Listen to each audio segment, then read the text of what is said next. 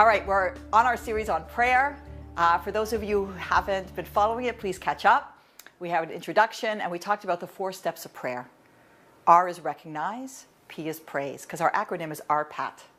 Recognize, praise. We're on A. A is ask. If you didn't ask, you didn't pray. It's unbelievable to me that I literally speak all over the world.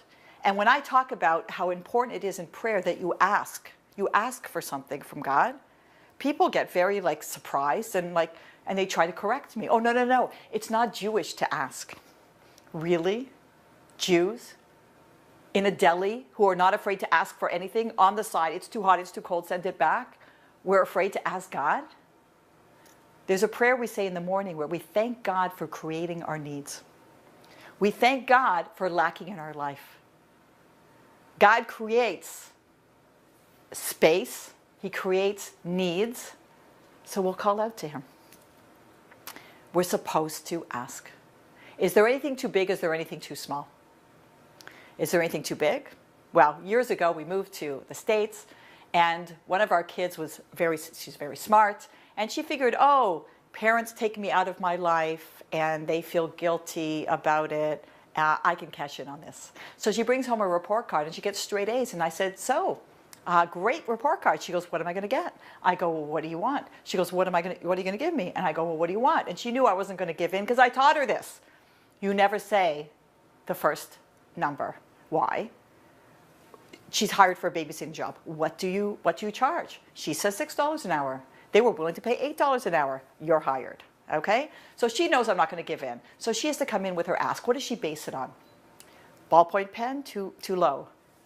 A car, too high. Somewhere between a ballpoint pen and a car is my price, and she's trying to figure that out. What does she base it on? Number 1, what did I give her in the past? What did I give her last year? Now I feel guilty. Now she's a year older. Okay, so what have I given her in the past? Number 2, what else? What am I capable of giving her? Her father's a rabbi. It's not like he's going to score a big bris and we're going to cash out. Okay? Financially, we kind of sink and swim. All right, let's switch this to the Almighty.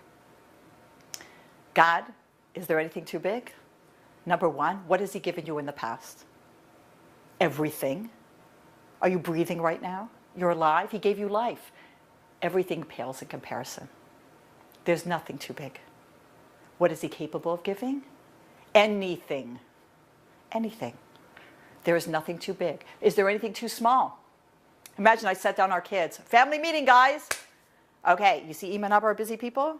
Come to us on your birthday. Come to us on your graduation. Come to us on your wedding day. But in between, you're on your own. Just come to us for the big things. What kind of relationship would I have with our kids?